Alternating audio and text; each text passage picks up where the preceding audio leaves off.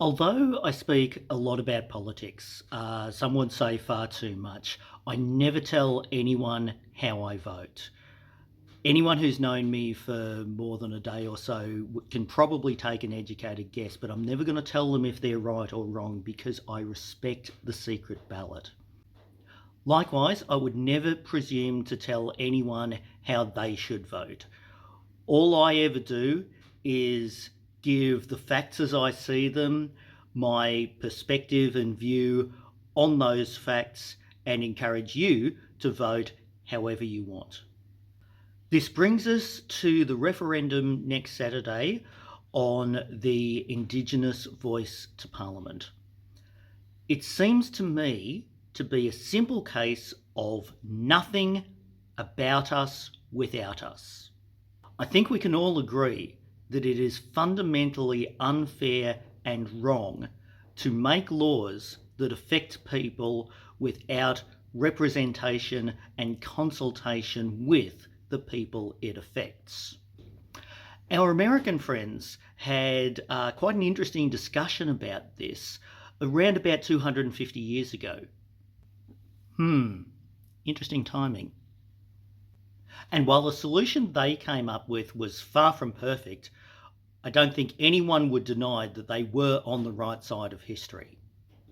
This is the question being put at the referendum. A proposed law to alter the Constitution to recognise the First Peoples of Australia by establishing an Aboriginal and Torres Strait Islander voice. Do you approve of this proposed alteration? Now, if passed, the new section of the Constitution will be this. Section 129, Aboriginal and Torres Strait Islander voice. In recognition of Aboriginal and Torres Strait Islander peoples as the first peoples of Australia, 1. There shall be a body to be called the Aboriginal and Torres Strait Islander voice. 2. The Aboriginal and Torres Strait Islander voice may make representations to Parliament and the Executive Government of the Commonwealth on matters relating to Aboriginal and Torres Strait Islander peoples. 3. The Parliament shall, subject to this Constitution, have power to make laws with respect to matters relating to the Aboriginal and Torres Strait Islander voice, including its composition, functions, powers and procedures. That's it. If anyone says they don't understand that or there isn't enough detail, then I have to question either their honesty or their cognitive ability. It's not going to kick you out of your home or close down your golf course. Although if you asked me, the latter wouldn't be a bad thing. It's not a third chamber of Parliament. It doesn't have veto power. It cannot legislate. Some of us are old enough to remember the debate and the scare campaign over native title, which extinguished the notion of terra nullius. And we remember how people told us that that was going to take away your backyards and kick farmers off their land. And in the 30 years since then, the only groups which have succeeded in doing that have been mining and energy companies, and they didn't use native title to do it. Now, there are some valid counter-arguments against the voice. One of them is that Parliament is there to represent all Australians.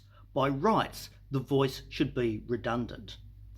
But however well we choose our representatives, and we never choose them very well, all they have to go on is their own experience and what they hear from their constituents. We all had a big laugh 10 years ago when Tony Abbott, as Prime Minister, appointed himself as Minister for Indigenous Affairs and Minister for Women. In his defence, he said that there's no reason why a man shouldn't be able to represent women. And in the abstract, he was right. In a perfect world, a man should understand women and issues affecting women enough to be able to represent them. But we live in this world. I've always considered myself, fairly right on, fairly open and understanding. But even then, it took me until my mid-40s to fully realise that I will never have to wonder if the outfit I choose to wear to the pub on a Friday night might one day be introduced as evidence for the defence. Now, if a woke bloke like me takes half a lifetime to realise that, what hope has a 1950s throwback like Tony Abbott got? None. Why not just ask the people it really affects? Another valid counterpoint is that anyone can make representations to Parliament already through their MPs. There are some who go even further, like multinational corporations who spend millions of dollars hiring lobbyists to get to the front of the queue and take their point straight to the government. So at most, the voice to Parliament would give Indigenous communities equal access to influence government policy as Rio Tinto, PricewaterhouseCoopers, News Corp and Google. If that scares you, I would politely ask you to reflect on why. I mean, maybe you're saying that Rupert Murdoch and Gina Rinehart should have no more influence over government policy than Indigenous communities currently have. But are you though? Are you? And the proposed addition to the Constitution only says that the voice may make representations to Parliament and the executive.